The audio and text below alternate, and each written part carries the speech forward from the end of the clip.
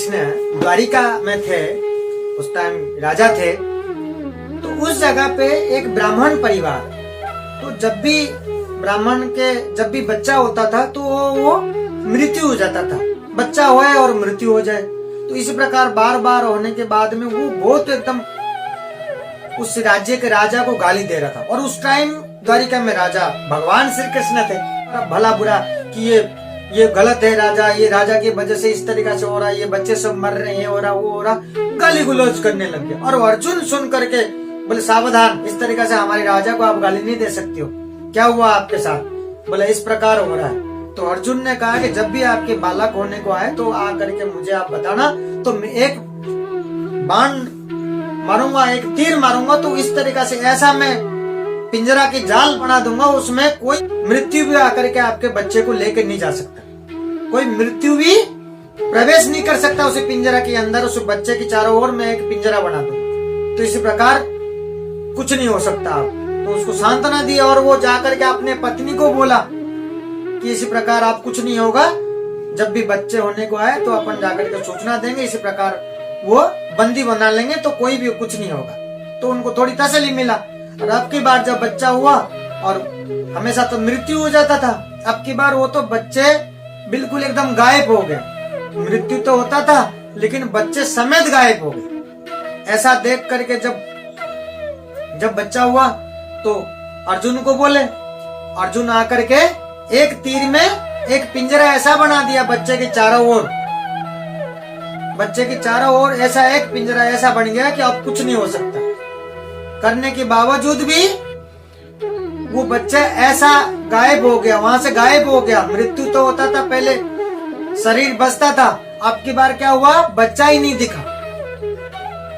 तो ये देख करके अर्जुन भी हैरान हुए कि ये से कैसे हो सकता है। तो वो क्या करते हैं, भगवान श्री कृष्ण के पास जाकर के पहुंचते हैं अर्जुन।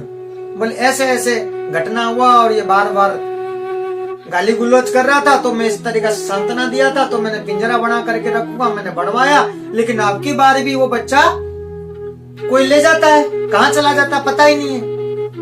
तो भगवान श्री कृष्ण बोले ठीक है, मेरे को पता है वो कौन लेके जा रहा है और कहाँ जा रहा है, मुझे पता है।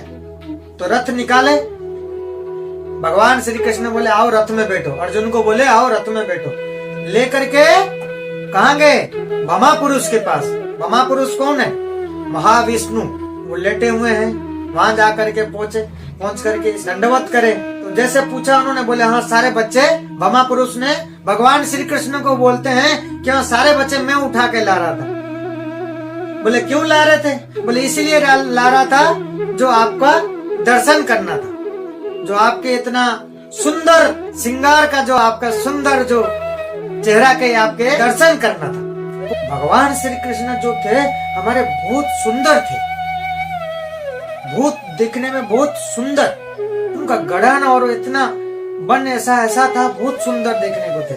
जब द्वारिका में हमारे भगवान श्री कृष्ण थे, उस टाइम राधा रानी के पास एक सखी एक दिन आकर के कहती हैं, आज मैं श्री कृष्ण का पूरा दर्शन किया मैंने आज। तो राधा रानी हमारी जो है, राधा जी ने पूछा कि आज तुमने श्री कृष्ण का पूरा दर्शन किया? आज तक तो हमने पूरा दर्शन कर ही नहीं पाए। स्वयं राधा जी बोलती हैं कि आज तक मैं श्री कृष्ण के पूरे दर्शन किया ही नहीं मैंने। वो सखी जो है वो सुन करके हैरान होती है, ये कैसे हो सकता। जो रा के उच्चारण हम करते हैं, भगवान श्री कृष्ण के कान खड़े हो जाते हैं, और जब धा के उच्चारण हम लेते हैं तो भगवान श्री कृष्ण दौड़े चले आते हैं। और वो राधा कहती है कि मैं श्री कृष्ण की अभी तक पूरी तरीके से मैंने देखा ही नहीं, दर्शन ही नहीं किया, ऐसा कैसे हो सकता है, क्या कह रही हैं आप? सखी पूछ रही हैं राधा जी से। तो राधा जी बोलती हैं कि जब भी मैं देखता हूँ, जब भी मैं निहार करता हूँ, हाथ को देखता हूँ, तो मेरी जो आंखें वहीं अटक जाती है। ध्यान से सुनना, इस प्रेम भाव का समझना आप सभी कि राधा जी क्या कह रही हैं। ये प्रेम भाव कैसा प्रेम भाव है कि मैं जब भी किसी अंग को देखता हूँ, किसी शरीर में श्री कृष्ण के शरीर का किसी भी अंग में मेरी नजर पड़ती है तो वहीं अटक जाती है। हाथ देखता हूँ तो वो इतना सुंदर, इतना कोमल दिखते हैं, तो वहीं के वहीं मेरी नजर अटक जाती है और आगे कहीं जाती नहीं। पैर पे नजर पड़ती है, इतना सुंदर पैर देखते हुए, इतना कोमल देखते हुए नजर वहीं रहती है, तो वहीं के वहीं अटक जाती है मेरी नजर। तो इसी प्रकार जिस भी अंग में और मेरी कृष्ण के ऊपर नजर पड़ती है तो मेरी नजर वहीं अटक जाती है। तो कभी कभी उनके चेहरा पे, उनके चेहरा सुंदर मुकुट पे जब मेरा नजर पड़ती है कभी कभी, तो मैं वहीं देख करके मूर्छा जाती हूँ। अंग पे तो जब नजर पड़ती है वहीं अटक जाती है और आगे कहीं नजर उठ के जाती नहीं है। तो इतना भाव है, प्रेम है। तो राधा जी कहती हैं, मैं आज तक ही पूरी तरीका से श्री कृष्ण को देख नहीं पाई, आज तक पूरी तरीका से मैं दर्शन नहीं कर पाई।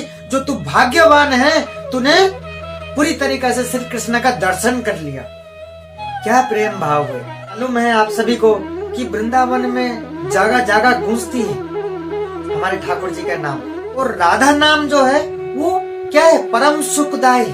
आपने जब गए होंगे, देखे होंगे, एक सेवा कुंज है।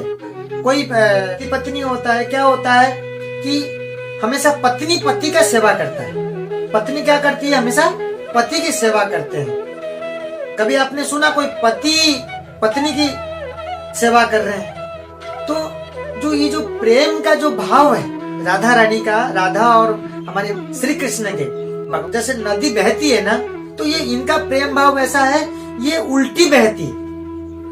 इनके क्या होता है, इनके प्रेम भाव में उल्टी बहती है। जब आप वृंदावन में गए होंगे, देखे होंगे, एक सेवा कुंज है, यहाँ पे आप देखेंगे जो श्री कृष्ण है राधा जी के चरण दबा रहे, ऐसा छवि आपको मिलेगा वहाँ पे। उस जगह पे भगवान श्री कृष्ण है, वो राधा जी के चरण दबा रहे। क्योंकि चरण इसलिए दबा रहे क्योंकि भगवान को चरण दबा करके खुशी मिलती है, बड़ा आनंद लगता है। यहाँ पे वापस में दोनों ही सेवक है, वापस में दोनों ही सेवक है। दोनों सेवक कैसे हो सकते हैं? एक तो राजा होता है और एक जो सेवा करता है वो सेवक होता है। तो इसी प्रकार यहाँ पे क्या है, दोनों ही सेवक है। राधा जी कहती हैं कि भगवान श्री कृष्ण राधा जी का चरण दबा के बड़ा आनंद खुश होते हैं, इनको खुशी मिलती है। राधा जी चरण इसलिए देती हैं दबाने के लिए ताकि वो भगवान खुश हो रहे।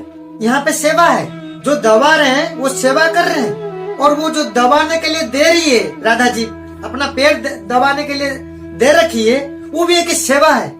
क्योंकि वो सेवा इसलिए मानती है क्योंकि इसमें खुशी है भगवान को। राधा जी जो है उनका जो सारे श्रृंगार भी है वो भगवान श्री कृष्ण के लिए है, सिर्फ उनके खुशी के लिए। राधा जी अपने खुशी के लिए कुछ नहीं करते, जो भी कुछ करती हैं वो भगवान श्री कृष्ण के लिए है। कुछ भी पहनती हैं वो श्री कृष्ण के लिए ही पहनती है। राधा जी ये कहती हैं कि भगवान की इसमें खुशी है तो मैं मेरे चरण भी दे सकता हूँ दबाने के लिए। एक श्रृंगार बट है वहाँ पे भी, एक श्रृंगार बट में भी आप जाएंगे, देखेंगे कि राधा जी का जो केस है, राधा जी का जो केस है उसको टांगी लगा करके एकदम श्रृंगार कर रहे हैं भगवान श्री कृष्ण। श्रृंगार बट में जाकर के भी आप ये देखने को आपको मिलेगा कि राधा जी का केस को बिल्कुल एकदम निहार रहे हैं और श्रृंगार कर रहे हैं, कांगी लगा करके एकदम सही कर रहे हैं, एकदम अपने राधा जी का केस को इस तरीका से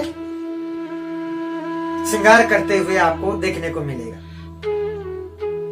तो इसमें क्या होता है कि भगवान कृष्ण को खुशी मिलती है। आप लोग ये सोचते होंगे कि देखो राधा जी और कृष्ण का देखो क्या लीला है, लोग अलग तरह तरह की गलत समझते हैं, लेकिन इसकी भाव को समझना चाहिए आपको। ये भी सेवा दे रहे हैं और वो सेवा कर रहे हैं। मैं आज कोई चीज मेरा खुशी नहीं है, मैं सिर्फ आपके खुशी के लिए ही कर रहा हूँ। मान लीजिए सपोज करो कि कथा सुना रहा हूँ आपकी खुशी के लिए, और इसमें मेरा भी खुश इसीलिए है क्योंकि मुझे आनंद आता है, तो मेरे तरफ से भी सेवा हो गया। और आप एक सुन रहे हैं कथा, वो भी सेवा है। तो इस जगह पे क्या है, दोनों सेवक है। राधा जी का जो प्रेम भाव है श्री कृष्ण और राधा जी के, ये भाव को आप समझेंगे ना, बिल्कुल एकदम मन और दिल जब भक्ति भाव में रहेंगे, जो भाव समझेंगे प्रेम भाव को, तो एकदम दिल गदगद होकर के मन गदगद हो जाता है कि क्या था वो प्रेम भाव। बाकी लोग तो इस सब देख करके गलत ही समझते कि रास लीला, ठाकुर जी ने क्या क्या लीलाएं किए, लीला को समझो, ये देखो, तो नहीं समझने की वजह से उनको वो गलत सोचते हैं।